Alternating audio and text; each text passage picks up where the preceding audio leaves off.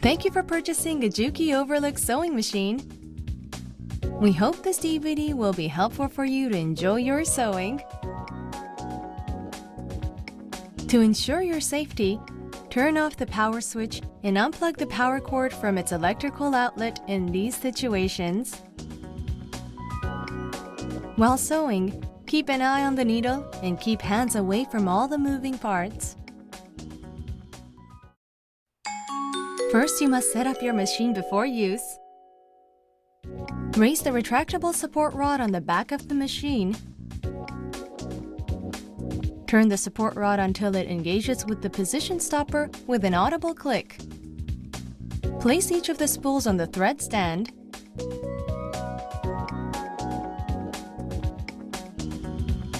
Insert the foot controller cord into the controller plugs.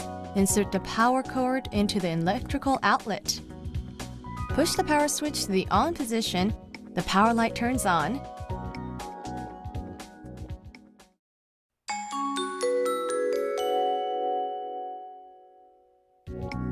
Always turn the power switch off before threading. To ensure beautiful stitches, the machine must be threaded according to the proper sequence. Sewing may not be possible if the machine is threaded incorrectly. To open the looper cover, press the knob to the right and tilt the cover towards you. Turn the hand wheel towards you until the needle lifts to the highest position.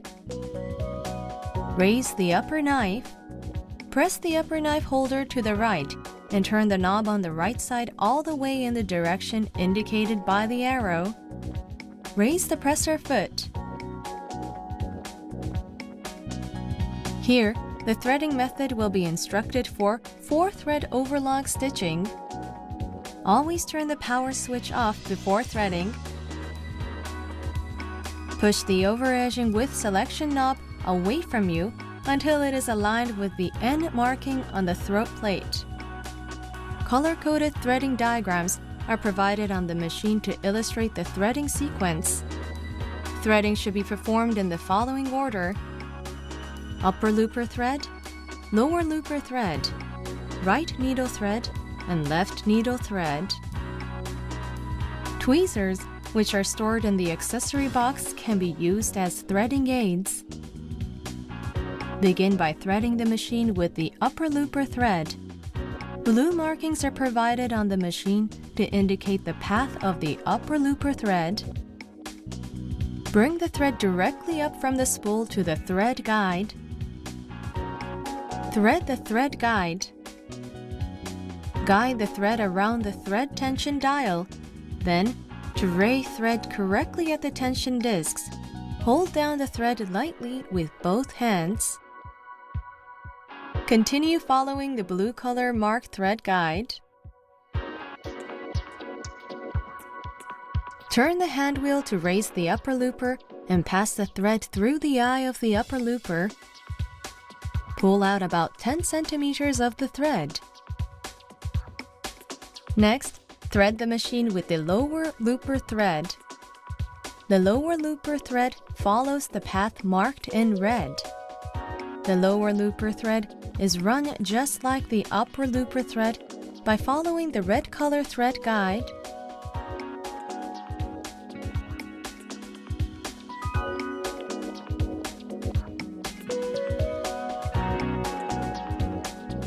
Turn the hand wheel towards you until the lower looper extending out 5 to 10 millimeters from the throat plate edge. Pull the thread with tweezers to pass the lower looper hole. Draw the thread with your left hand tightly. During this process, pass the thread through to the left side of a portion of the automatic threader. Use your finger to push the automatic threader up to the topmost, and then thread goes through automatically. Take the thread over the upper looper and pull out about 10 centimeters of the thread. Thirdly, the machine is threaded with the right needle thread. The thread pass is marked in green.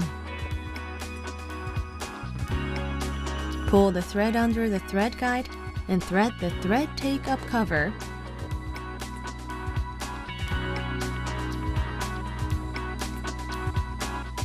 Turn the hand wheel towards you until the needle lifts to the highest position and then pass the thread through the needle eye.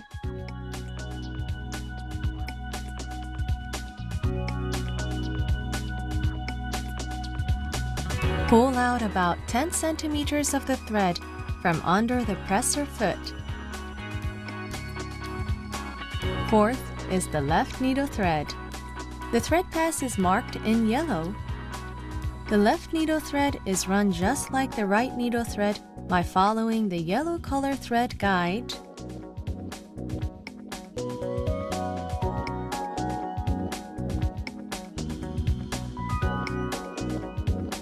Turn the hand wheel towards you until the needle lifts to the highest position and then pass the thread through the needle eye.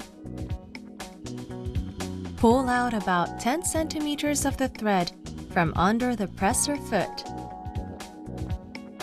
After threading is complete, lower the upper knife, close the looper cover, and attach the waist collector.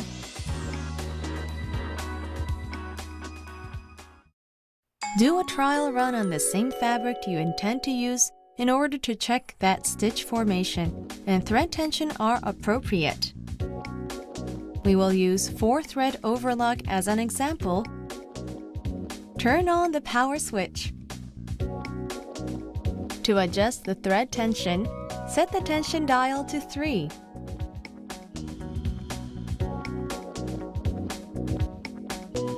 Lower the presser foot and press down on the foot controller gently to make a thread chain. A thread chain is a stitch that can be formed with no fabric present. After ensuring that a thread chain can be made, place the fabric under the presser foot and begin sewing. Press the foot controller gently to sew slower and firmly to sew faster. At the end of the seam, continue sewing a 5 to 6 centimeters long thread chain off the edge of the fabric.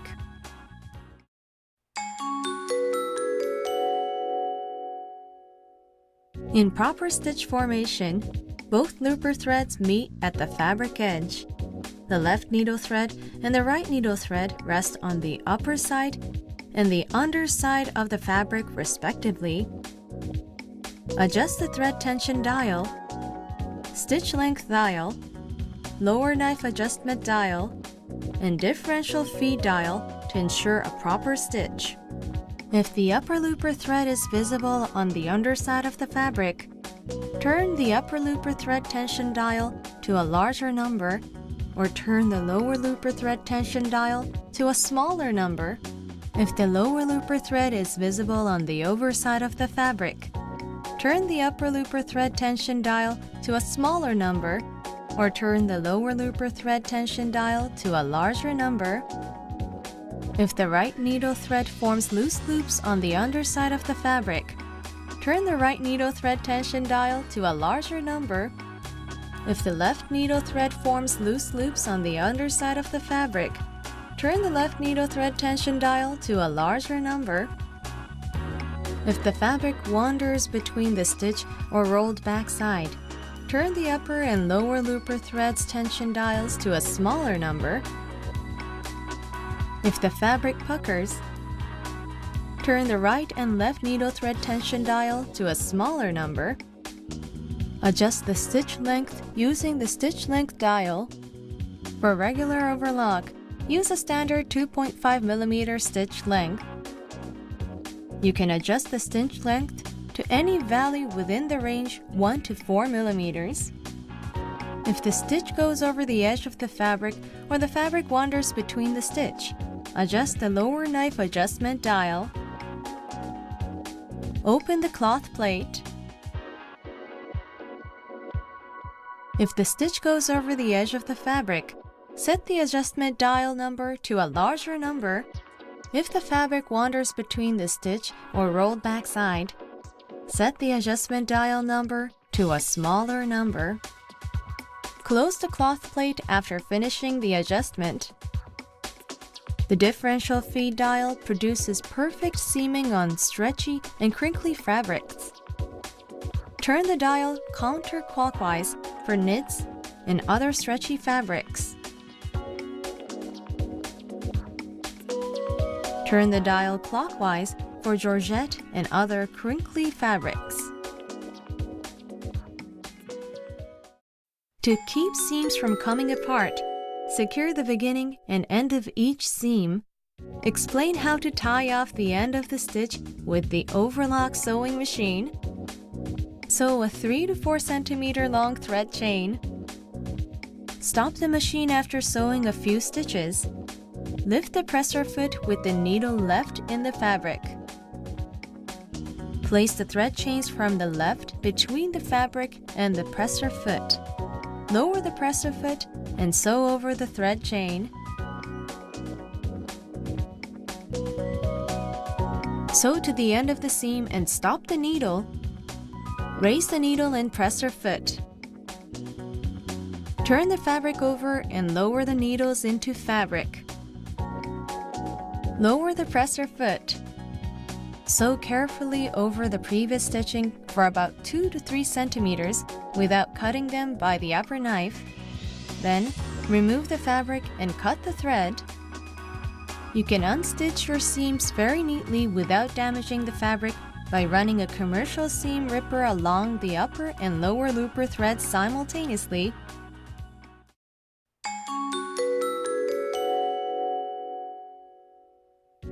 Turn the power switch off before replacing the needle.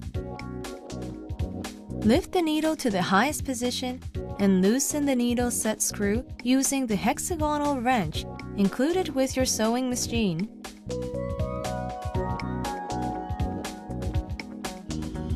Use a regular household sewing machine needle.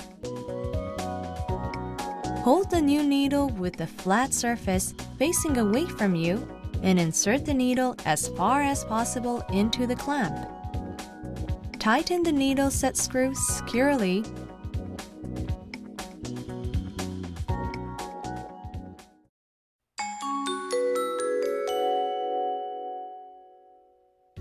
When replacing the threads, you may either rethread all or simply tighten the previous and new threads.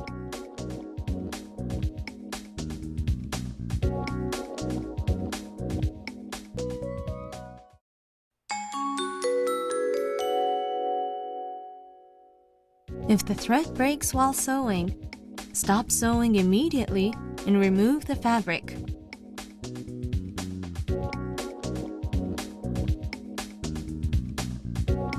When the lower looper thread has broken, cut both needle threads at the needles and pull the thread from the needle eyes. First, rethread the looper, then the needles. When the upper looper thread has broken, the entire machine must be rethreaded. Even when you think you have threaded the machine properly, the threads can sometimes get caught on something or tangled, causing the machine to produce incorrect stitching. Always take special care for threading.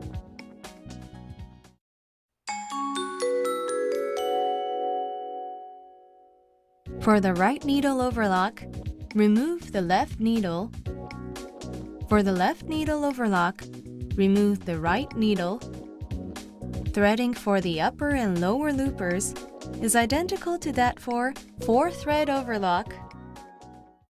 This machine comes with a built-in roll hammer capable of producing both 3-thread rolled hem and narrow overlock. The fabric edge is automatically rolled and oversewn, resulting in fine narrow edging for hems and cuffs, for example. Here, the process will be described for the 3-thread rolled hem. Pull the over-edging width selection knob towards you until it is aligned with the R marking. Set the lower knife adjustment knob to its smallest number. Set the feed adjustment dial between 1 and 1.5. Remove the left needle. Set the lower looper thread tension between 7 and 9. A beautiful finish can be produced using woolly nylon as the upper looper thread. Woolly nylon thread features a soft feel and is more elastic than spun threads, which are commonly used in overlock stitching.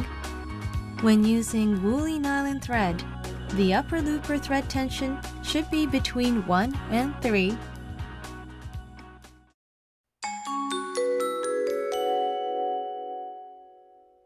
Turn the power switch off and unplug the power cord from its electrical outlet when cleaning or lubricating. As you use your machine, dust and fluff tends to collect, particularly around the throat plate and lower knife, and should be removed regularly. On this occasion, apply 1 or 2 drops of oil to the 2 points as shown.